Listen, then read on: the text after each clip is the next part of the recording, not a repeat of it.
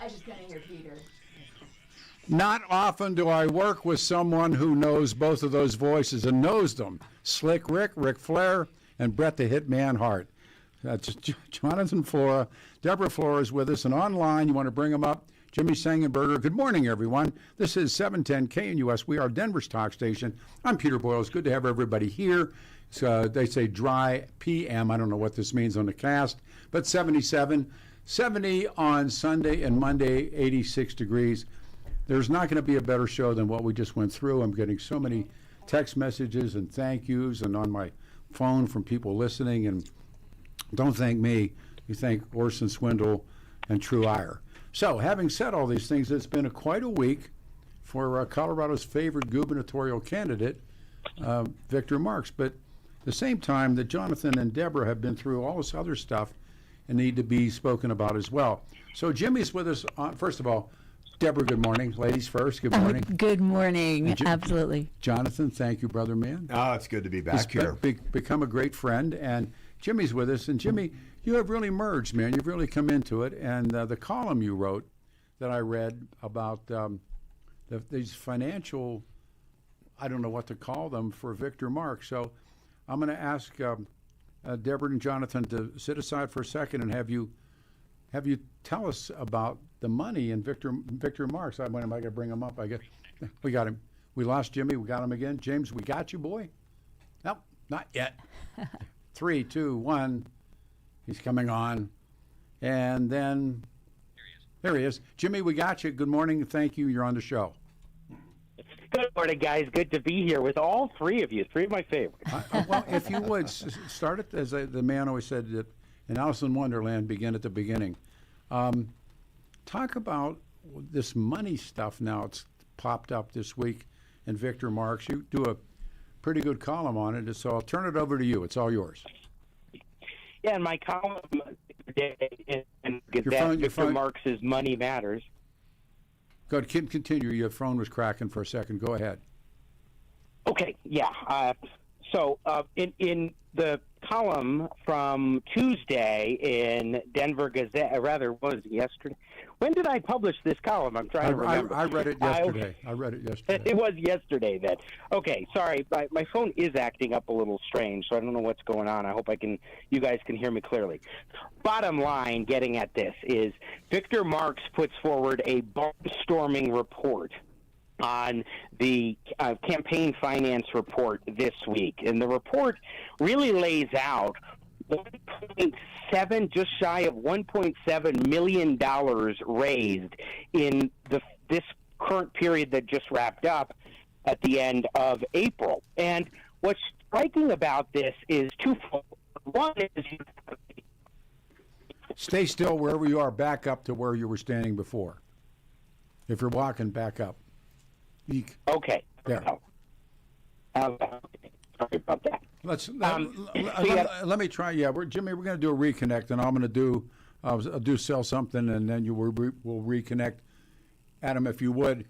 I'll tell you about Dan Kaplan, and if you want your case to be taken seriously, choose a new firm and choose a law firm that really is taken seriously. Dan Kaplan's Law, taken seriously, and Kaplan's Law, a real trial firm, and proves the truth that when the insurance carrier doesn't want to pay all that it should in an out-of-court settlement, here comes Danny. Dan Kaplan's been a longtime friend, the only lawyer in Colorado history to win 11 straight seven-figure verdicts, jury verdicts, including a record $205 million jury verdict in a wrongful death case, largest truck crash jury verdict case in Colorado history. Dan's the man. Dan Kaplan's Law is a serious firm for serious people. They accept righteous injury and death cases on percentage fee basis. There's no upfront fees, no charges for initial consultation. Dan now has offices in Denver, Greeley, Loveland, and Fort Collins. If you want your case to be taken seriously, see the man. Call Dan, 303-770-5551, 303-770-5551. It is Dan Kaplan's Law. Dan Kaplan's last name spelled C-A-P-L-I-S Law.com. All right, want to see where we're anywhere again? James, let's try it again. Jimmy Sengenberger's there. One more shot at it. Jimmy, go ahead. You're talking about... Yeah, I don't know what's going on, Peter. Is this any better? Well, I always tap the phone real hard like that right now and say, I'm just kidding, J. Edgar. So there you go. It's So better. on the fundraising side, he puts forward this $1.66 million fundraising number, and there are a lot of issues with that in and of itself because you have a slew of addresses, dozens and dozens and dozens of addresses that have addresses mixed up, where the city and state is not lining up the way that it should be. Now, the campaign told me that this was a glitch in the upload to the state's tracer software. But it raises a lot of red flags for people looking at the report saying, well, why is this address showing up as the exact same person at the exact same address with a different city and state? It doesn't make sense. And then you add in that there are a number of donations that were made that go over the limit. I counted about 56 donations that total around $35,000 that has to be refunded to individual donors because in a primary campaign, and Deborah knows this well, you are only allowed to, well, at least in the state of Colorado, the limit for governor is $1,450. And he had all these donors that exceeded that limit, and the campaign does say they will refund that money. Those are curable problems. That is to say, when you bring in money and you have some sort of issue, you can make corrections. The difference, though, or the issue I think that's bigger, is when you look at the expense side of the ledger. The money that you bring in, what do you do with that money? And what you see is that over $550,000 was spent specifically on fundraising efforts just in this one period. You add it up, it is well over a third of all spending from the campaign was going towards fundraising. Then you have another third or so that I calculated goes toward consultants, and there's a slew of different firms and individuals that have been hired, including a couple of Victor Marx's family members.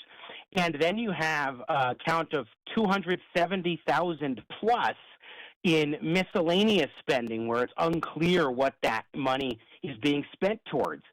Very little going to advertising, and then you have some that is going toward lodging and travel, among other expenses. And the reason why I lay this out is because Victor Marx raised in this period $1.66 million, but by my count, he has less than $200,000 of that money raised back in the bank, with a sum of $83,000 or something like that, dollars remaining in the bank total, which at his current burn rate, he's spending like 89 cents on every dollar raised. And at that current burn rate, I don't know that he would have enough money to get through the rest of this primary. And to me, the bigger issue is what's the money being spent on? Why is it being spent on that? Is that a wise use of those donor funds, and what's the return on that investment in terms of voter support, not just money that you're bringing in by spending money? Can you take, and I talked to Dick Wadhams about this, and Deborah's here, and she's been through a campaign, actually, too. And so how much money does Victor Marx have left? But my better question is, who gave him the money?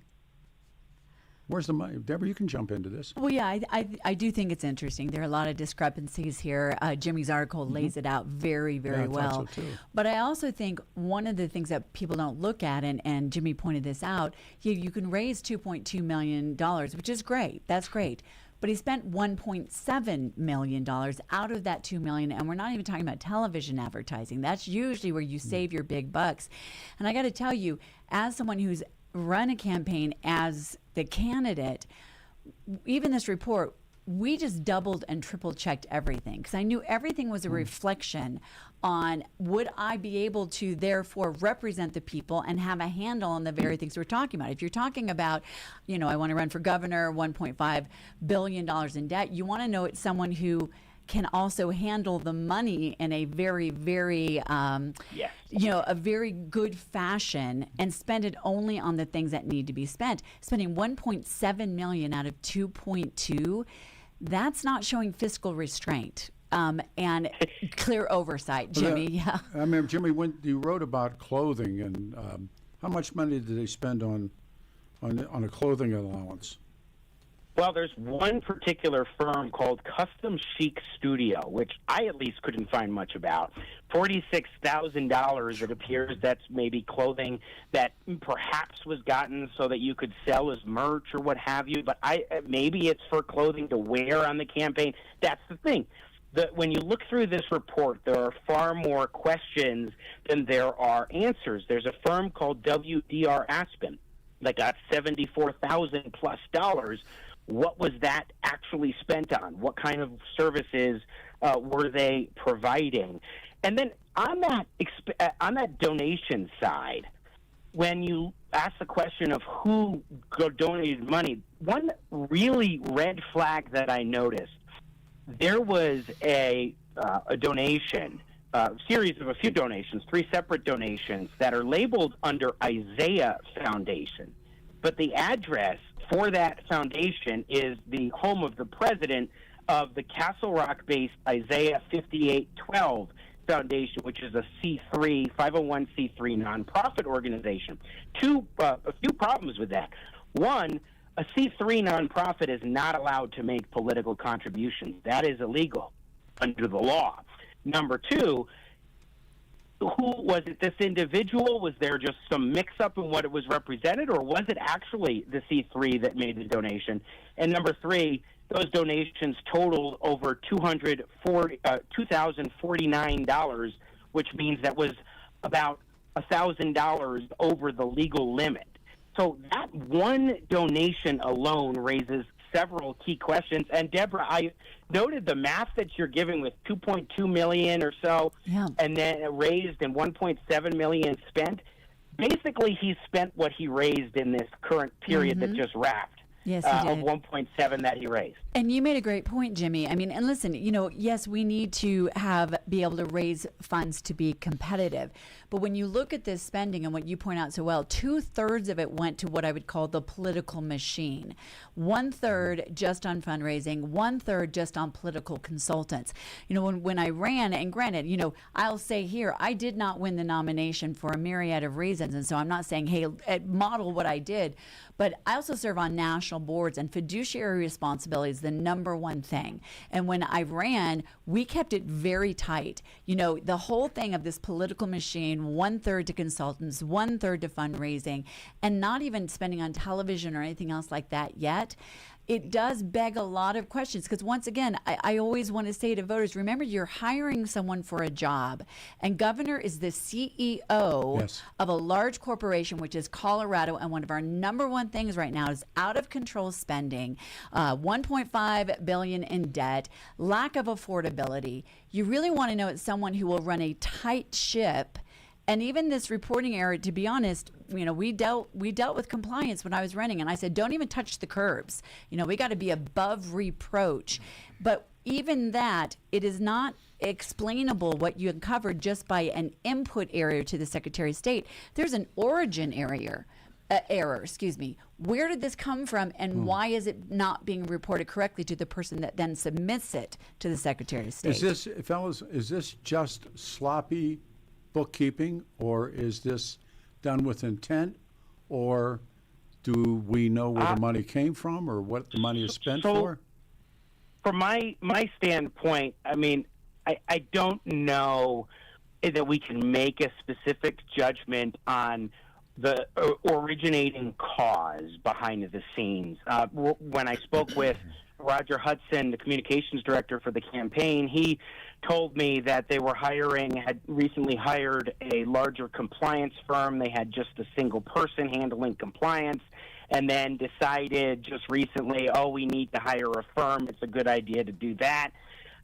So you could take that for what you will, but I think Deborah raises the most critical point, which is why I very much focused on the expenditure side of the ledger, because if you're raising money, whatever the source is, how are you spending that money is the bigger question that voters will wonder, because when taxpayer dollars are received, they're received no matter what, then it is the job of the governor to oversee in a fiscally responsible way the management of those funds. And when you talk about a campaign, you think about the amount of money that you would want to spend on advertising. Deborah was mentioning television, for example, or social media. The count I had was like $31,527 spent on advertising up to this point. And the cash on hand, it will get them about 6 weeks if they weren't raising any additional funds. And that's a big deal because you'd expect a campaign to be trying to do that outreach. But another point that Roger Hudson raised was he said, look, when we make these donor contacts, that's also helping us to boost our name ID because any donor we get or any outreach to those donors helps with that. But when you look at the breakdown of the money spent per donor, it works out to about $41 per donor spent to get that donor, which I don't know, Deborah, you could perhaps speak to this, but to me that seems like an awful lot. Yeah, I mean, I think at the end of the day, I would just say this. Whoever the candidate is, there are a lot of people in the machine, I would call it, that seek after someone who they think can raise money and then want to spend it all. You would think with 1/3 being spent on consultants, they would have realized that compliance really is the number one thing. And so, I just think you can't kick the can down the road. And the other thing I would say is, when I was running, I knew the buck stopped with me because whoever I hire to work on the campaign is a reflection of who I would hire to be my chief of staff in Congress, would be a reflection of the level and specificity and exactness of the people that I'd be hiring. So I think it begs a lot of questions because at the end of the day, the candidate is where the buck stops because ultimately they should be making the decisions about who they're going to hire. Is that the type of situation we're going to have for someone who's going to hire an entire staff to help run the state of Colorado? I'll tell you a story. It was there was another interesting person running for office, and they had gotten a campaign contribution that they couldn't explain. And they said, it happens all the time. Well, I still knew former Colorado Governor Johnny Vanderhoff. Loved Johnny Van. Johnny Van was a black cat pilot in the Second World War. He was us. And so I called him up, and I said, Governor, did you know where every fill-in-the-blank amount of money? He said, son, I knew where every nickel came from. Yeah, there you go. That was exactly. Johnny Van. 100%. He said, you... Go ahead, I'm sorry. And you have to. And Jimmy, I have a question as well. The paid consultants, does that for sure include family members and some of the other outside entities? Yeah, it included at least 2 identified family members and some other supporters that have been noted. Benghazi hero Mark Oz Geist and his wife were both paid by the campaign, and you had other individuals that were. Yeah. And with that connection. Jimmy, we got about 30 seconds. Final wrap it up, if you would. What would you like to say? I'll put it in this perspective. Phil Weiser and Michael Bennett have raised $5.9 million and $4.5 million, respectively. Weiser's got $2.7 million in cash on hand. Bennett holds $1.16 million, and he's got $2.5 million in super PACs backing him. Victor Marx has $500,000 plus in the bank. That'll get him several weeks into the primary, heading into June 30th. The other 2 Republican candidates, frankly, aren't that far behind when you think about the cash on hand. This is a massive uphill battle for Republicans, whoever the nominee is going to be. We'll talk, Jimmy. Great work, man. Thanks, buddy. All right, we come back with Deborah and again, Jonathan, 710 KNUS on a Saturday morning. The Denver forecast on this Saturday is a nice one with lots of sunshine today. A little bit breezy with gusty winds up to about 25 miles per hour. High temperatures in the middle 70s. Tonight, increasing clouds with a 50% chance for some showers, maybe an isolated thunderstorm, along with some strong winds up to about 30 miles per hour. Low temperatures down to 45. Plenty of sunshine for Mother's Day on Sunday. We salute all you moms out there. Lots of sunshine with highs near 70. A little bit breezy in the afternoon with with clear skies expected Sunday night, lows in the upper 40s. Warmer for Monday with highs in the upper 80s under sunny skies. I'm meteorologist Patrice Sutter.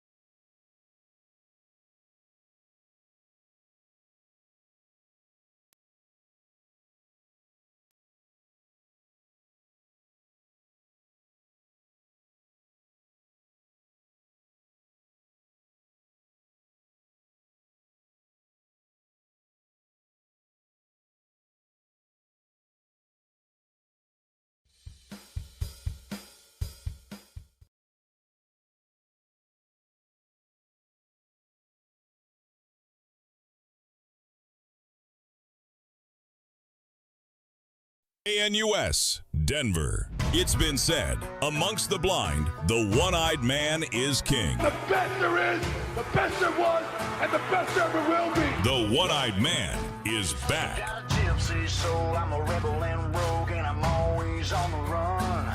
With a fire inside, I ain't ever gonna die. I'm a locked and loaded gun. When the match is struck.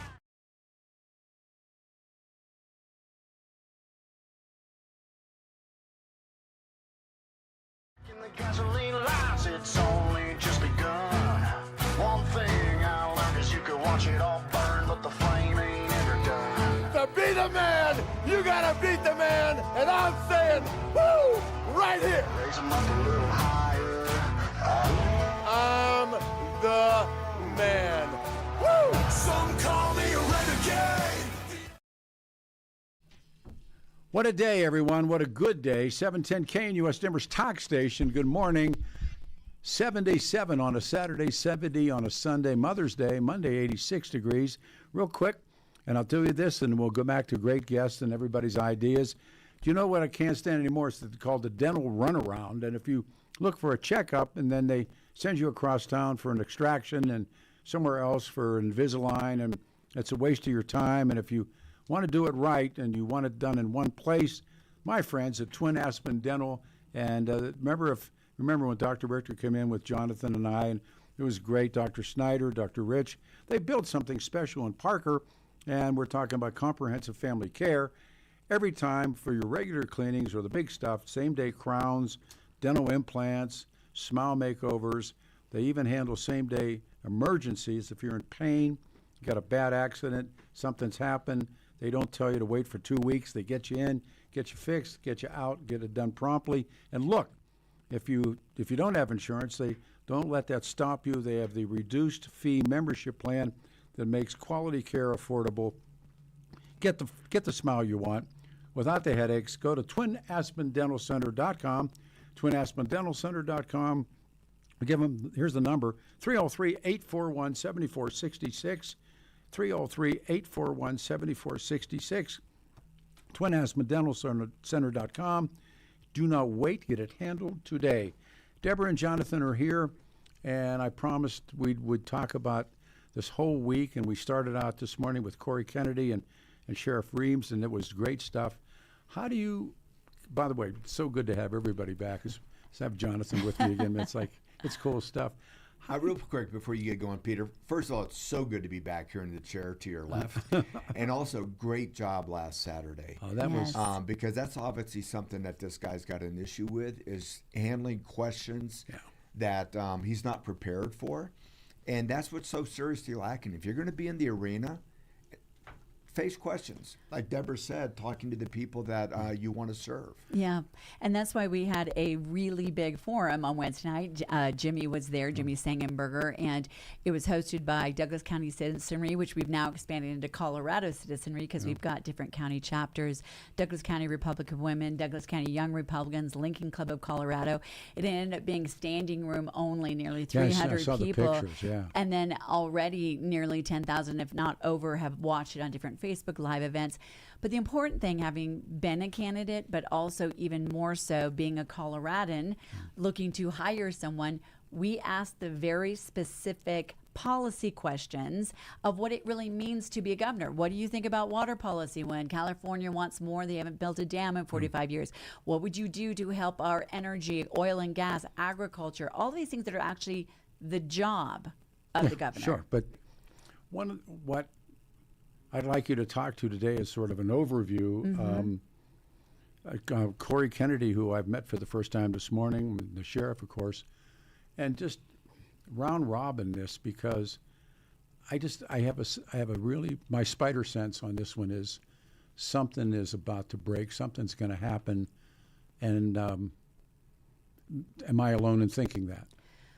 Well, I think here's the way I look at it. And by the way, I just want to say up front, I stay neutral in the primary. I think it's something that allows us to do a service in these forums and all that. You know what staying neutral is in an Irish fight? Getting punched like heck. No, you hit everybody. You hit everybody. Well, and I'll hit on the principles, because I think the principles are what it's really about. When someone is running for office, their job is to ask the citizens to hire them. And what do? You give a resume of what equips you for this specific job. And not having held previous office when I ran, I put together a 10-page document with every single policy, exactly what we're going to be pursuing. Went to every single forum, answered every single question. People like to use this example of Donald Trump. Well, Donald Trump, the first time he ran, though, he was one of the most well-known individuals in the entire world. He did every forum. Whether you liked him or didn't like him, he was out there. He was out there. He did every forum. He answered every question. He gave it a specific list of who his Supreme Court justices would be. That's the onus on the candidate.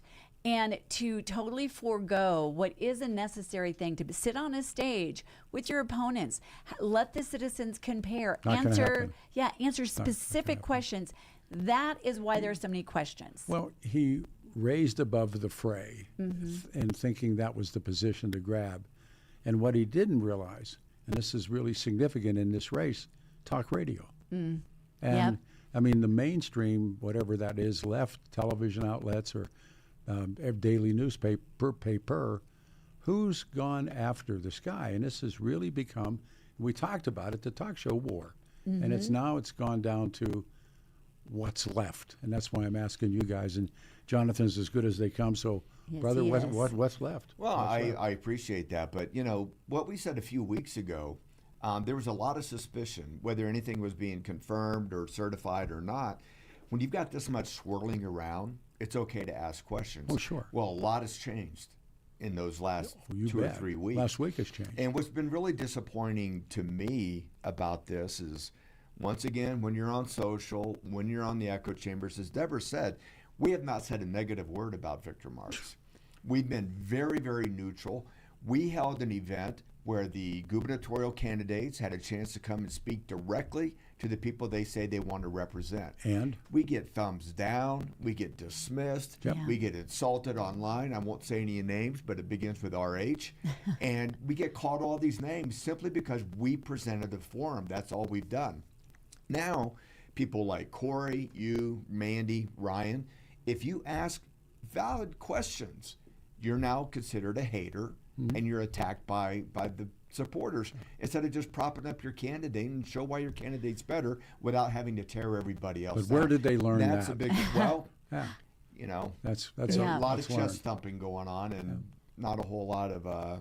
Never mind, I'll stop. Well, and I think it's very important, by the way, precision and accuracy. One thing can be, okay, that was an error. You add up multiple things, and eventually it's like either you don't know how to manage something, or you're not having the kind of care it takes. For instance, last weekend, Peter, when you had Victor on, you asked the right questions. Can you define what it means saving and rescuing 45,000 women and children? And listen, his praying for them or talking to them about faith, that's fine. That's a good thing. Say, I went to those places. Accuracy matters. His campaign had to say, we mistakenly put out on mailers that he retired from the military. Jonathan's 82nd Airborne. My dad was a retired lieutenant colonel. There's a big difference. These things matter, and one alone can be a problem, like, in an oversight.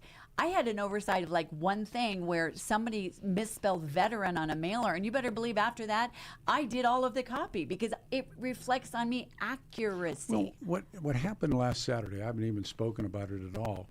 What happened last Saturday is I didn't want to have him rabbit.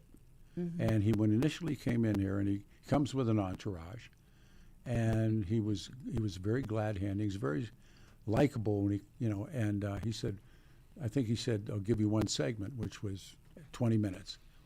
And we hit the wall, and he said, I'll stay. And he was struggling to talk about Bob Trias and everything that was going on. And then we came back, we talked about going to Haiti. And we had a source in here this morning that said he was only in Haiti for less than 2 days. Then we talked about making rescues and doing rescues, and I wasn't quite sure. And then he said the PLO brought him in, and then he went with the Israelis, the IDF, and crossed over.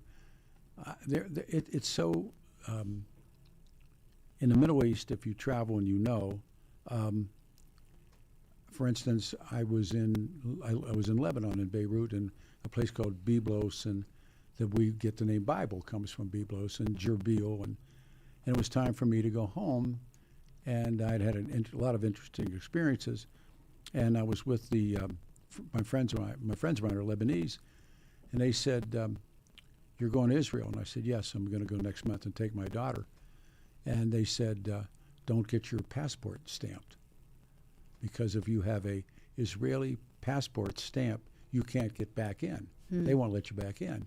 And so what the Israelis do, and I showed them my press pass when we got there, was they take a separate piece of paper, they stamp Israel in it, put the paper, you can remove the paper. But I don't know how he jumped back and forth as quickly as he said he did. It isn't, it isn't what people think it is, and you can't, he said the IDF took him through the wire and into Gaza. Well, that wasn't my experience, and maybe that was his experience, where he prayed in Gaza during all the. That's not rescuing people. I'm sorry. Yeah, and here's what I would say. First of all, I want to give a shout out to every candidate that came on Wednesday night willing to ask questions. They got to ask one another questions. It was a true debate. It was a debate forum. People like to debate even the terminology there. It's the same thing, right? Listen, so first of all, shout out to Barb Kirkmeyer, Scott Bottoms, and Greg Lopez, who are all willing to come and answer the questions. But here's the thing. Asking questions, to Jonathan's point, should never be demeaned, because the minute that you say you can't ask questions, it becomes a circular reasoning. The other thing I would say too is the onus is on the candidate. We're also documentary filmmakers, and we know if you make a documentary, if there is one thing in it that is incorrect, it discredits the entire thing. It's up to us to double, triple, quadruple check. And so there seems to be a stance of the Marx campaign where, if you're asking questions and you're wrong on one question, then anyone who's questioning is completely validated. He told you that. That's not the way it works. You need to be able to, if you're going to say it, you have to be accurate. And those folks who came on Wednesday night, they were served by that process. And we want to serve candidates, because guess what? It's going to be much harder, whoever is the actual nominee coming up against Democrats. If you can't, it's like stand-up comedians. You do it in Dubuque before you go to New York City, try right? It out, yeah, you try it out. This is how you get better. When I ran, I didn't know enough about water policy. And if I was going to actually have the ability with integrity to ask for people's vote, you darn well believe I studied everything I could on water policy. Well, I think, and again, this is Peter, but it was a 1 hour of, I think Dick Wadham said, nailing Jello to the wall. But you can, there's some. It was interesting. I mean, it was really, a lot of people talked to me after it was over, and what did I think and what was it about? And I said, even when he was gone, I wasn't sure. I mean, he has bodyguards in the hallway. He has people with him. His lovely wife is with him. And my first thought was, if you got, I don't know, 19 degrees of black belt, what do you got these guys packing heat for? You can see that they're armed, but let it be. So what? Yeah. And Jonathan, you were mentioning, the form when someone is released from the military and how careful people are about presenting that. Yeah, Corey has brought that up, and she's done extensive research amazing. on this. Yes. This is She really DD is. 214. Oh. DD 214, that is your biography. That is everything you've done from the moment you got in, To the every military. award, every dismerit, every trip that you've been on, how you got out. And, so she's looking into other things where it looks like there's font changes or font size differences. So that's the kind of stuff I don't get into. But you can't make claims that you don't have. You don't, and I don't know for sure if he said that he's been in combat, but anybody who has never been in combat, I was a staff sergeant, 82nd Airborne. I make sure everybody knows I've never looked into the eye of the tiger. Mm-hmm. I have never seen combat. And so even if you hint at it, that is a stolen valor. That is one of the largest violations that you can have. On the other side, as Margaret Thatcher said once, if you have to keep telling everybody you're a lady, you're probably not. Heroes don't go around leading about their heroism. And you The just man had sitting here, you just had a perfect example. Both of those two, that. but that one sitting here. Orson Yes. Swindell. And that when a was hero amazing. looks at somebody else and goes, he was a hero, yeah. that speaks Well, volumes. you don't. The martial arts part of it is you don't lead with it. I mean, right. the great ones that I've known, you would never know that they were who they were Till it's too late. Yeah, and well said. And it's his moniker. It's his lead, 7, 7, and 5. Well, no. I mean, it's with all due respect, and there's plenty of guys out there I think that would back my play. Is that no, it's not true. But what is true? And we talked about the murder that his finger was on the trigger, and I mean I mentioned his name again, Joe Petroselli. Petroselli said, "There's no way. Yeah. There's no way." Well, John Kellner would be a person to ask about that. He ended up being one of the head of the cold case unit Yes. and solved cold cases.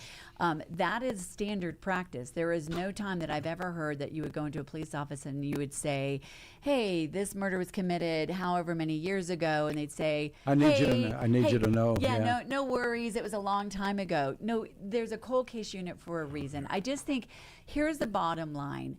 And this is an opportunity. Victor Marx should take every opportunity to answer these questions, because if the truth is what it should be, then wouldn't you want to know? And that was the opportunity that we offered on Wednesday evening, and it was dismissed. There will be a couple more coming up, but I think every voter needs to realize they're hiring someone for a job, and that person owes it to them to give them the answers. I think he should either appear on Ross Kaminsky's show or Dan Kaplis and do open lines. Yes. I mean, by the way, we offered our forum the first 15 minutes for him and Scott Bottoms to have the conversation they wanted to have elsewhere. So there have been opportunities. Yeah, they turned it down again. Yes. Here comes the music. Everybody stay right there. Open up the lines, 303-696-1971. Give us your thoughts, 303-696-1971. Everybody standing by, 710 KNUS.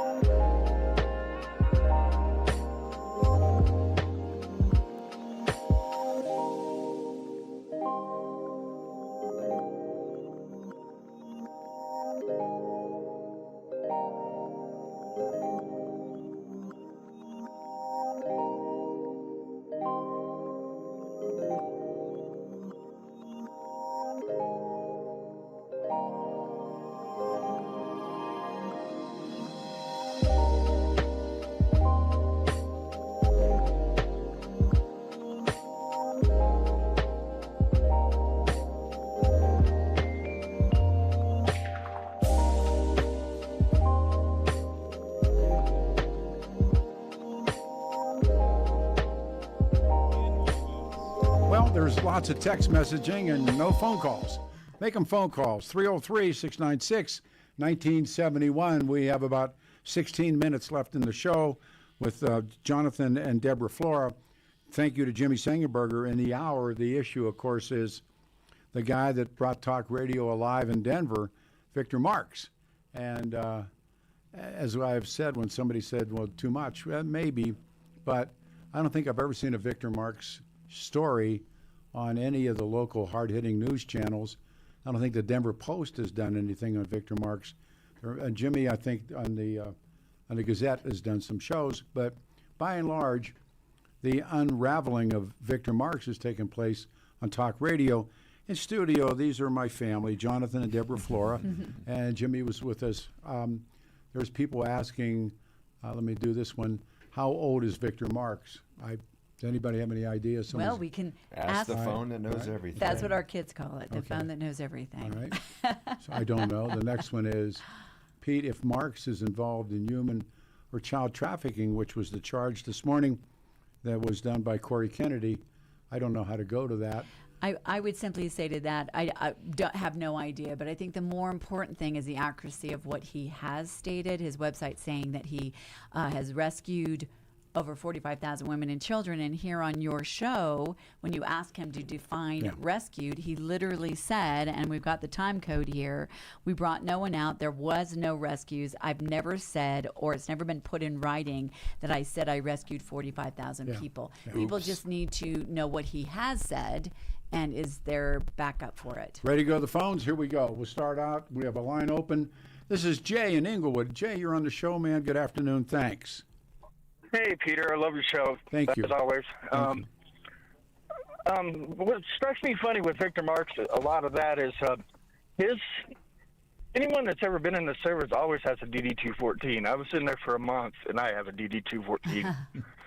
So there's something's fishy with that, and I don't know about you guys, but I've never heard anyone say I'm an ex-Marine or I'm an ex-military or I'm an ex-Army major or I'm an ex-this. They always say, I was in there, I was in the Marines, I was this or that. Especially Marines. Things like that don't add up. Yeah, especially Marines. They're always like, once a Marine, always a Marine. Former. Absolutely. Yeah. So if you go into a bar and you go Semper Fi, they're going to jump up and back you up. Yep. Yeah, and I think one of the You know? No, it's a good point. And I think one of the things is there's such a low trust in government right now in our institutions. We need to make sure that whoever is representing the conservative side, the Republican Party, is above reproach in that area so we can begin to restore it. If there's too many questions, they've got to be answered. There you are. Well, absolutely. And I also think if you go look at Victor Marx's Facebook page, Colorado for Victor Marx or whatever you want to call it, every time you look at that, you look at all the comments, and everyone that comments on it is all his contributors and all his little minions. Oh. And there's no one else that ever comments on it. Well, And he only. I'm sorry. No, I'd say the reason being is if you dare to ask a question, they will kick you out of there. We've heard that from many, many people. Not even critical, just simply asking a question, you'll be booted out. Yeah, and I think that I love what Peter said earlier in the show, because we stay neutral in the primary because we run a nonprofit and do Colorado citizenry to provide a platform. But he said staying neutral in an Irish fight is you hit everybody. How I would translate that is we've asked hard questions of everyone. Sure. And that is doing them a service because you're going to get asked in an even worse way when you're facing the Democrats. So, all the other candidates have been willing to answer hard questions and detailed questions. And I don't think the citizens or even Victor Marx himself are being served by not answering these hard questions. Fair enough. I agree. Thanks, Jay. Thanks, brother. Call. All right, we go to Gary. Gary, you're on the radio show. Good afternoon, and thank you. Oh, hi, Peter. Hey, brother. Great show with Thanks. About Victor Marx, I called a couple weeks ago, and I said there's something that doesn't seem right about this guy. And I questioned, he was saying that his average contributor was like $800, and he's got millions of dollars I in thought it was total. 80. I thought it was 80, Gary. I thought he said 88. Yeah, that's it. Yeah. Okay, that's even worse. 88, and he's got, I don't know, $1.8 million or something. So that translates into a lot of donors. And my comment was, I'm waiting to see that list of, I don't know, hundreds of thousands of people. And I heard on another show this week that there are problems in his filing in that there's a lot of duplicates, a lot of companies You can name the show if you want to, Gary. Go ahead, name the show. It was the talk show on 6:30 during the week in the morning. Okay. Ryan Shulin. Ryan, yeah. And he was saying there were duplicate entries, there were companies on there with the same address twice. So has anybody looked at that list to confirm there are 100,000 people contributing $80 each, or what's with that? Well, and what's interesting, and Jimmy Sengenberger has done a great breakdown in the Denver Gazette. He was on earlier. In addition, the Marx campaign has said as of Wednesday night that they were going to post a correction and submit a correction. Have they done that? I have not seen it yet. They were going to do it as of Thursday morning. And the delay shows that it's much more than just a wrong input from an Excel file. And I have to say, as a candidate, you even have to look at a former candidate. You have to look at, even if somebody gives, you know exactly the max that they can give. And then if they give beyond that, you have to hold that off for the general. It cannot be spent in the primary. If you don't have a handle on that, these are people who are asking to handle the entire budget of Colorado as the executive officer of this state. You need to have confidence that they have their finger on every single detail of the budget. And he did resubmit. What were the problems? Yeah, he did resubmit just recently.